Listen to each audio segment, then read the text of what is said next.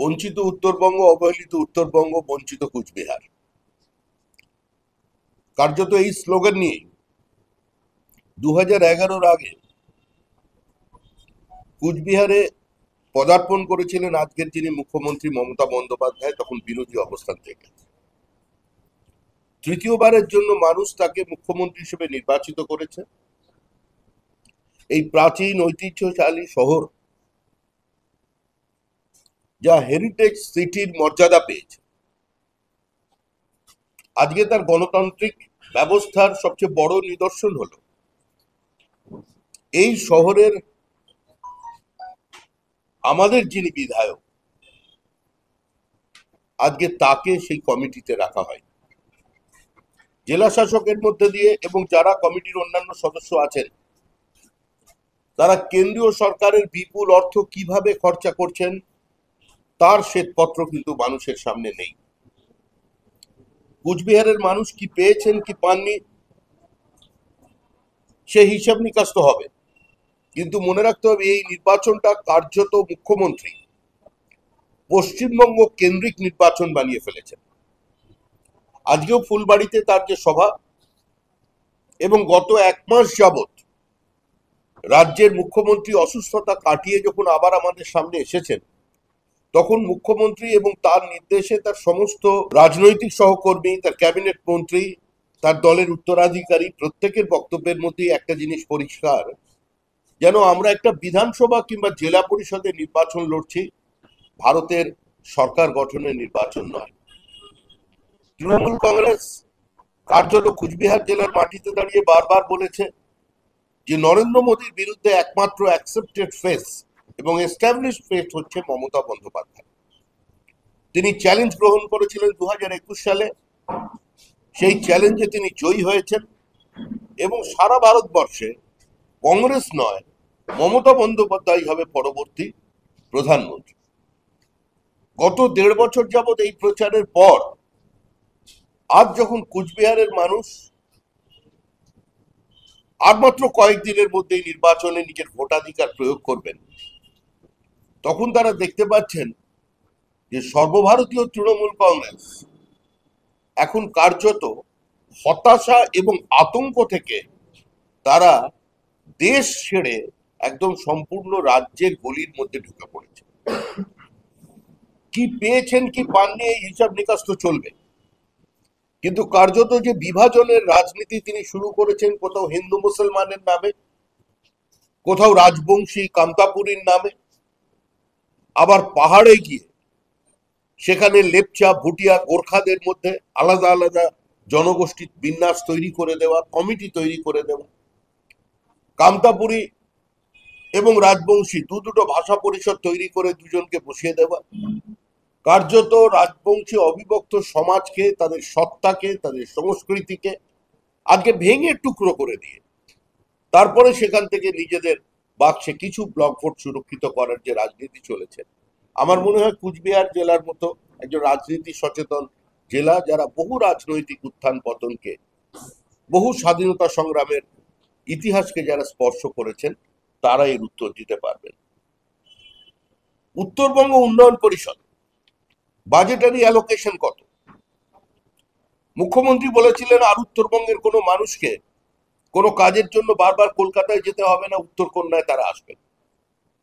নিয়ম করে সেক্রেটারি এবং মন্ত্রীরা উত্তরকন্যায় বসবেন। উত্তরকন্যায় যে নামমাত্র ছিটে ফোটা আজকে বরাদ্দ হয়, আজকে সর্বাধিক সেখান থেকে 40% টাকা একবার শুধু খরচা হয়েছে। অ্যাভারেজ যদি হিসাব করেন 24% বেশি টাকা এই উন্নয়ন পর্ষদে খরচা হয় না।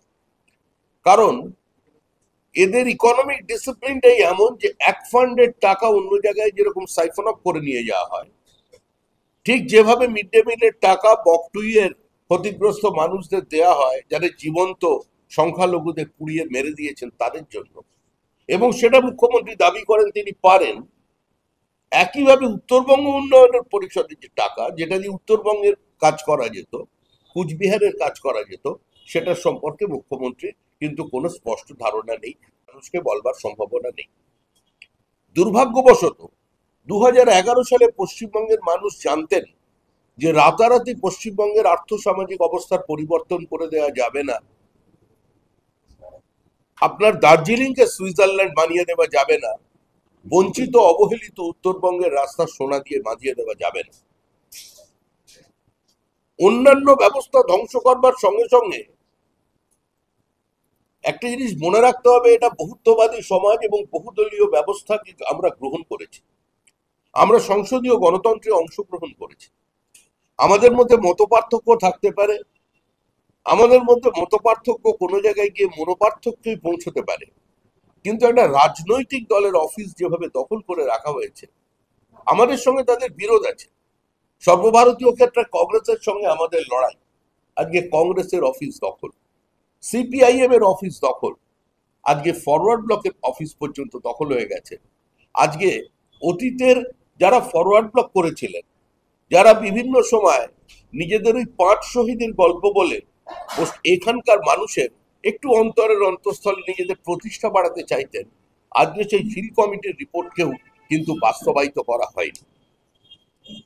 যারা আজকে দুর্নীতি নিয়ে বিজেপির বিরুদ্ধে এখানে কথা বলছেন, যারা বিভিন্ন প্রাতিষ্ঠানিক দুর্নীতির সঙ্গে এতটাই যুক্ত ছিলেন যে অতীতের সেই 5 জনের গুলি চালানোর ঘটনাকে যদি কেন্দ্র করে দেখেন সিপিআইএম এর, পরবর্তীকালে আবার কমলবাবুর ফরওয়ার্ড ব্লক বামফ্রন্টে ফিরে যাওয়া, এবং তার থেকেও বড় ঘটনা হচ্ছে সেদিনের তাদের খাদ্য দপ্তরের বাকিবুর আজ কিন্তু তৃণমূল কংগ্রেসে নতুন করে নিজেদের প্রতিষ্ঠা বানিয়ে হাজার হাজার কোটি টাকা লুট করছে।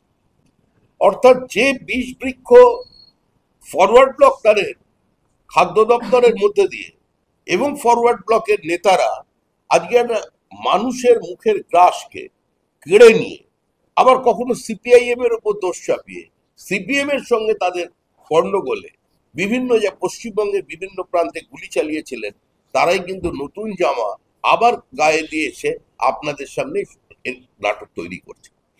আমাদের পঞ্চায়েত নির্বাচন রক্তাক্ত করে দিয়েছে মমতা বন্দ্যোপাধ্যায়ের রাজ্য নির্বাচন কমিশনার। আমাদের মাধব বিশ্বাস এবং চিরঞ্জিত গান্ধী তারা এই সন্ত্রাসের বলি হয়েছে। পঞ্চায়েত নির্বাচনের আগে আমাদের কর্মী খুন হয়েছে। 2021 সালের পরে আমাদের 4 জন কর্মীকে খুন করা হয়েছে। আমাদের দলের মহিলাদের এখান থেকে ভিন রাজ্যে গিয়ে বসবাস করতে হয়েছে। আজকে এই পরিস্থিতি কার্যত কুচবিহারে আজকে বর্তমানে তৃণমূল কংগ্রেস তৈরি করেছে। এই বিভাজনের রাজনীতির বিরুদ্ধে সংঘবদ্ধভাবে কুচবিহার জেলায় আমরা নির্বাচনে প্রতিদ্বন্দ্বিতা করছি। কুচবিহারের মানুষ আমাদের গত লোকসভা নির্বাচনে আশীর্বাদ করেছেন। কুচবিহারের মানুষ বিপরীত পরিস্থিতিতে কেউ বিধানসভা নির্বাচনে আমাদের বেশ কয়েকজন প্রার্থীকে এখান থেকে বিধানসভায় পাঠিয়েছেন, কিন্তু দুর্ভাগ্যবশত এই সরকার এতটাই অসহিষ্ণু এবং এতটাই প্রতিহিংসা পরায়ণ যে মুখ্যমন্ত্রী সরকারি খরচে যে প্রশাসনিক বৈঠক নামক তৃণমূলী বৈঠক করেন, সেই বৈঠকে কোনোদিন আজ পর্যন্ত বিজেপির কোনো নির্বাচিত বিধায়ককে পর্যন্ত আমন্ত্রণ জানানো হয়নি। একজন রাজ্যের মুখ্যমন্ত্রী তিনি আজকে উত্তরবঙ্গে সভা করছেন, উত্তরবঙ্গে সভা করে তিনি সরাসরি মুখ্যমন্ত্রীর মতো একজন উচ্চতার রাজনৈতিক ব্যক্তিত্ব তিনি ব্যক্তিগত আক্রমণের দিকে চলে গেলেন। তিনি প্রধানমন্ত্রীকে যে ভাষায় সম্বোধন করছেন, আমার মনে হয় ভারতবর্ষের সবচেয়ে বড় বিজেপি বিরোধীরা অতীতে লালু মুলায়ম সিং এর সঙ্গে যে রাজনৈতিক সম্পর্ক বিজেপির ছিল, এই ভাষায় কেউ কোনোদিন কথা বলে। মাত্র কয়েকদিন পরে রামনবমী, রামের দেশে রামনবমীর মিছিল করবার জন্য, পদযাত্রা করবার জন্য যারা শ্রদ্ধালু আছেন তাদের মহামান্য আদালতের দ্বারস্থ হতে হচ্ছে। এটা কি রামের দেশ? এটা বাবরের দেশ। আজকে নির্বাচনের আগে পশ্চিমবঙ্গের মানুষকেও সে কথা চিন্তা করতে হবে। আজকে পশ্চিমবঙ্গ এবং বিশেষ করে কুচবিহার জেলা, সেন্ট্রাল ইন্টেলিজেন্স ব্যুরো তারা রাজ্যকে অনেকদিন আগেই এই ইনফরমেশন দিয়েছে, রাজ্যকে সচেতন করেছে এবং সতর্ক করেছে যে বাংলাদেশ বর্ডার সিকিউরড হয়ে যাবার পর নেপাল ভুটান দিয়ে আজকে কুচবিহারের মধ্যে একটা বিশেষ ধরনের অনুপ্রবেশ ঢোকানো হচ্ছে বিচ্ছিন্নতাবাদীদের, এবং এখান থেকে সন্ত্রাসবাদী সেই সব মদতপুষ্ট সে সমস্ত মানুষজন ভারতবর্ষের বিভিন্ন জায়গায় ছড়িয়ে পড়ছে। কোভিড কালে এখানে মডিউলের সংখ্যা বেড়েছে, কোভিড কালে র্যাডিক্যালাইজেশন বেড়েছে, কোভিড কালে বিভিন্ন জায়গায় স্লিপিং সেলের সংখ্যা বেড়েছে, ভারত বিরোধী বক্তব্য বিভিন্ন ধর্মীয় সমাবেশে আজকে প্রকাশ্যে বলা হচ্ছে। একবারের জন্য পুলিশ কারোর বিরুদ্ধে কোনো সুমোটো ব্যবস্থা নেয়নি। আজকে যে বাংলাদেশের মুখ্যমন্ত্রী, যার একবার এই রাজ্যে মমতা বন্দ্যোপাধ্যায়ের আমলে হত্যা করার ষড়যন্ত্র হয়েছিল শেখ হাসিনাকে, তৃণমূল কংগ্রেস মনে প্রাণে চাইছে রামনবমীকে কেন্দ্র করে পশ্চিমবঙ্গে একটা দাঙ্গা সংঘর্ষ তৈরি হোক। তৃণমূল কংগ্রেসের একমাত্র লক্ষ্য হচ্ছে পশ্চিমবঙ্গে রামনবমীকে সামনে রেখে একটা দাঙ্গা করে ব্লক ভোটকে সুরক্ষিত করা, ধর্মান্ধ মৌলবাদীদের প্ররোচনা দেওয়া। আজকে মুখ্যমন্ত্রীর বক্তব্যের কারণে আজকে এনআইএ আক্রান্ত হয়েছে, ইডি আক্রান্ত হয়েছে। আজকে একইভাবে তারা চাইছেন যে কোনো মূল্যে রামনবমীর দিন অশান্তি তৈরি করা। আমরা তো সরাসরি কোনো মিছিল বার করছি না, আমরা প্রকাশ্যে বলছি মানুষের সামনে যে আপনারা সংযত থাকুন, কোনো প্ররোচনায় পা দেবেন না, এবং দয়া করে যদি আক্রমণ কেউ করে, পরিকল্পিতভাবে যদি তৃণমূল আক্রমণ করে, তারও প্রত্যুত্তর দেওয়ার জন্য তৈরি থাকতে হবে। কিন্তু এটা রামের দেশ। আপনি উত্তর ভারতে দেখলেন রাম মন্দিরের উদ্ঘাটন হচ্ছে, দুপাশের মসজিদের থেকে ফুল ছুটছে মানুষ। যিনি মামলা করেছিলেন ওখানে কেন্দ্র করে, তিনি স্বাগত জানালেন ফুল ছুঁড়ে। আজকে সারা দেশে রাম মন্দিরকে কেন্দ্র করে যে সম্প্রীতির আবহ তৈরি হয়েছে, আজকে পশ্চিমবঙ্গে তৃণমূল কংগ্রেস সেটাকে বিনষ্ট করতে চাইছে। আজকে কুচবিহারের সংখ্যালঘু ভাই বোনদের এটা চিন্তা করতে হবে যে আপনারা কতদিন ভোটার হয়ে থাকবেন, কতদিন এদের হাতের খেলনার পুতুল হয়ে থাকবেন, কতদিন পণ্য হয়ে থাকবেন, পণ্য। কতদিন আপনারা এই মিথ্যা প্রচারে বিভ্রান্ত হয়ে গিয়ে নিজেদের আর্থসামাজিক অবনমনের দিকে চলে যাবেন? কেন আপনারা মেন স্ট্রিমের মতো শিক্ষিত হবেন না? কেন সরকারি চাকরিতে উপযুক্ত আপনাদের প্রতিনিধিত্ব থাকবে না মেধার ভিত্তিতে?